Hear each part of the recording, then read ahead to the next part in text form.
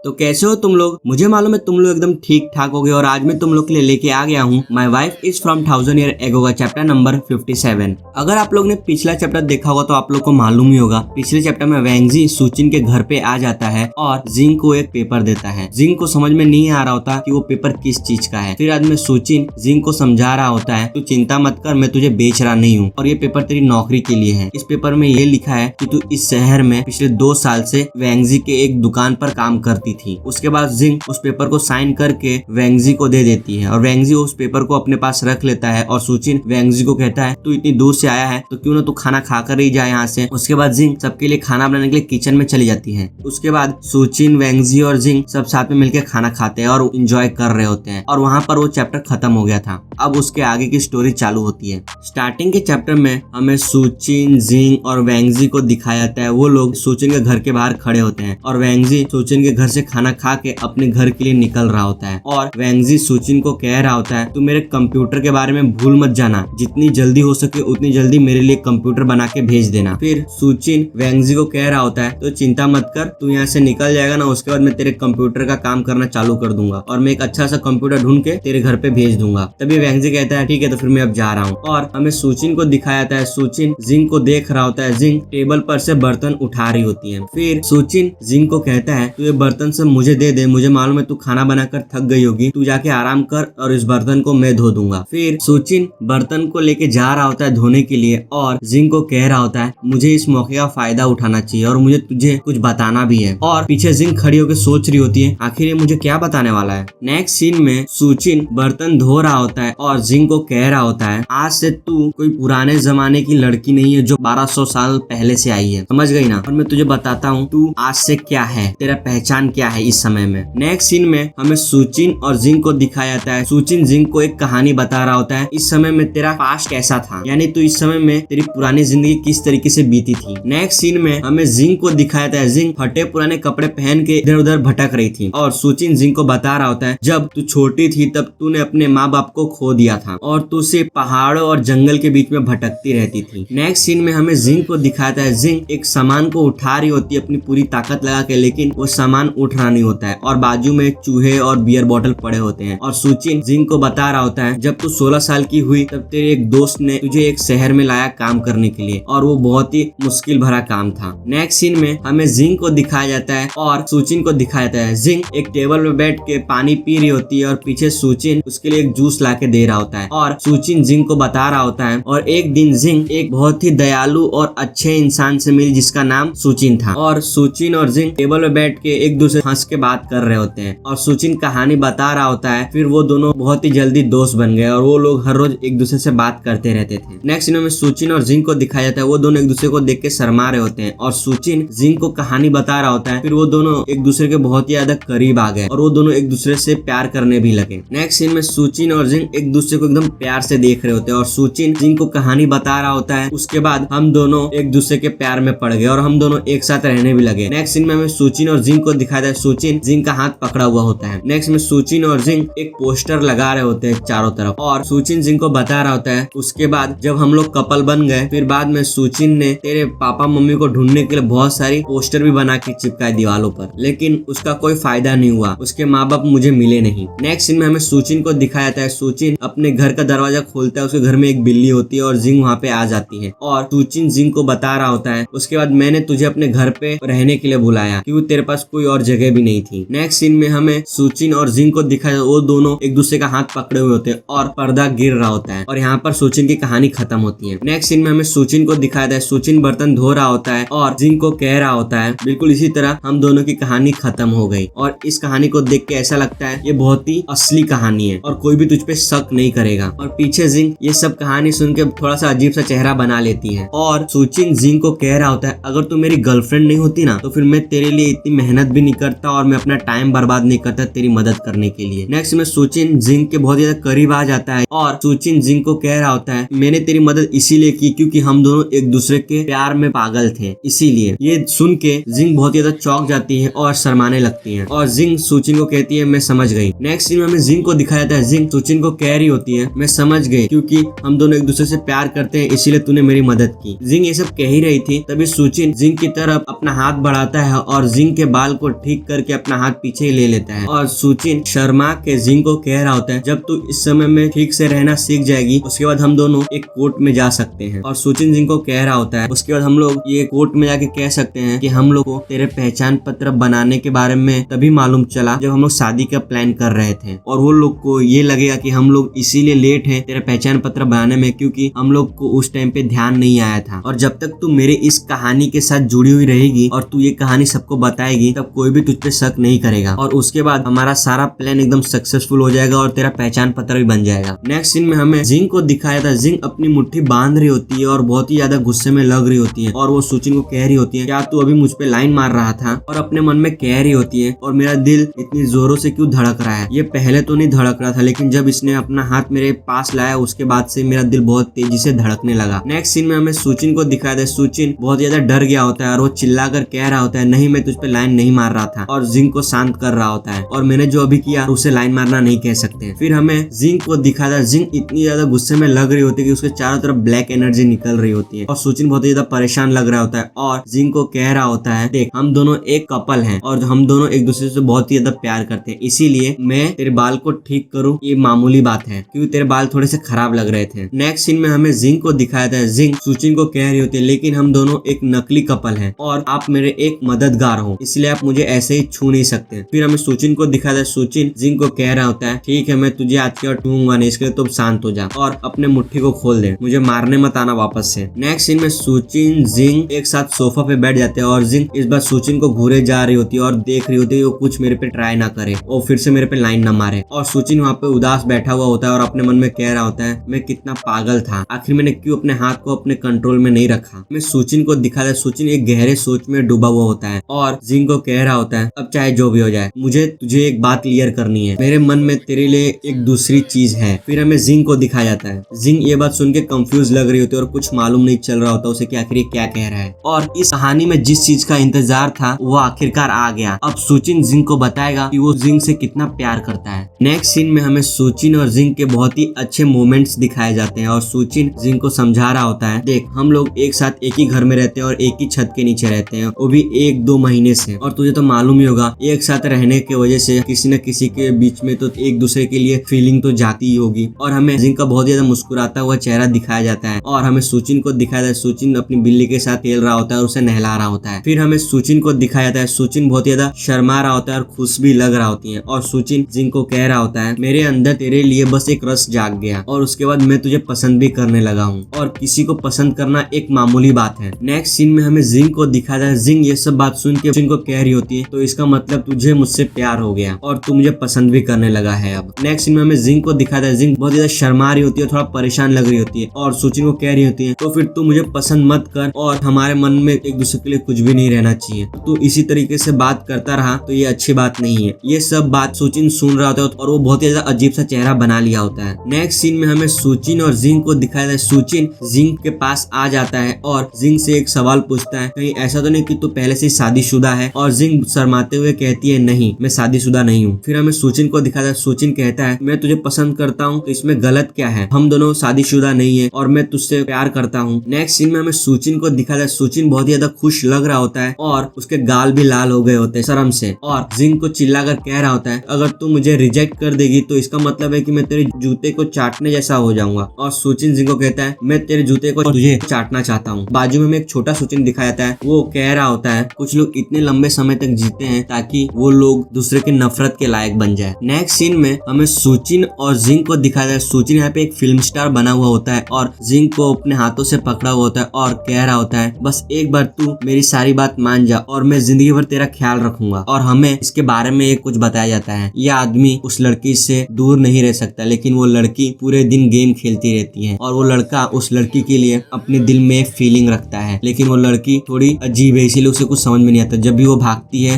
वो लड़का उसके पीछे जाता है लेकिन वो दोनों एक दूसरे से कभी भी भाग नहीं सकते और वो लड़का उस लड़की के प्यार में पूरी तरीके से पागल रहता है लेकिन उस लड़की को सब कुछ मालूम रहता है और वो लड़का उस लड़की के पास जाता है लेकिन वो लड़की उसे भगा देती है और उसे रिजेक्ट भी कर देती है और वो लड़का फेल हो जाता है। उसके बाद धीरे धीरे वो दोनों एक दूसरे को समझने लगते हैं। फिर बाद में वो लोग ऐसे मोमेंट पे पहुंच जाते हैं जहाँ पर वो दोनों आखिरकार वो दोनों एक दूसरे को एक्सेप्ट कर लेते हैं और ये कहानी यहाँ पर एकदम अच्छी तरीके से खत्म हो जाती है। ये सब सुन के जिंग चिल्लाते हुए सुचिन को कह रही होती होती है, तो मुझे बिल्कुल भी पसंद मत कर। और उसका चेहरा इतना लाल हो गया होता है और इतने सब चीज हैंडल नहीं कर सकते, उसके सर पे से धुएं निकल रहे होते हैं, और तूने मुझे छुआ तो मैं तुझे इतना पीटूंगी तू याद रखेगा, और मेरे जूते को चाटना तो भूल ही जा। नेक्स्ट सीन में हमें जिंग को दिखाया है, जिंग चुपचाप बैठी होती है और फिर वो वहां से उठ के जा रही होती है और कह रही होती है मैं जा रही हूँ। और जिंग सुचिन को कह रही होती है लेकिन आपका कर्जा मैं ऐसे नहीं चुका पाऊंगी। और सुचिन जिंग को कह रहा होता है मेरा कर्जा तेरे पे अब बिल्कुल भी नहीं रहा, इसके लिए हम दोनों के बीच में अब कोई भी कर्जे की बात मत कर। और मैं हमें सुचिन को दिखाया है, सुचिन जिंग को समझा रहा होता है आधे साल पहले हमारे पुराने समय में मैंने तेरी मदद की थी इस समय में रहने के लिए, और उसके बदले तूने मुझे मार्शल आर्ट भी सिखाया, और तू ये मत सोच कि मेरे एहसान तेरे पे अभी और भी है, तू भूल जा ये सब। अगर तू चाहे तो तू यहाँ से जा भी सकती है जब तेरा मन करे। और सुचिन जिंग को कह रहा होता है लेकिन जाने से पहले तू मुझे थोड़ा और मार्शल आर्ट सिखा के जा, और मैं तेरी मदद करूंगा एक नया घर ढूंढने में जहाँ पर तू आराम से रह सके, और ये एक अच्छा सौदा है और हम दोनों को वो मिल जाएगा जो हम दोनों चाहते हैं। फिर हमें जिंग को दिखाता है, जिंग सुचिन को कह रही होती है तू आखिर ये सब क्यों कर रहा है। सुचिन जिंग को कह रहा होता है क्योंकि मैं तुझसे प्यार करता हूँ और मैं अपने दिल को कंट्रोल नहीं कर सकता, मैं तुझे पसंद करता हूँ और मेरा जो कर्जा तेरे पे है वो दोनों अलग चीज है। फिर हमें सुचिन को दिखाता है, सुचिन जिंग को कह रहा होता है और ये कितनी गलत बात है ये कहना कि तू मुझे पसंद नहीं करती क्योंकि मेरा कर्जा तेरे पे है इसीलिए तू ये सब कह रही है। फिर हमें जिंग को दिखाता है, जिंग सुचिन को देख रही होती है, सुचिन जिंग को कह रहा होता है अगर तू मुझे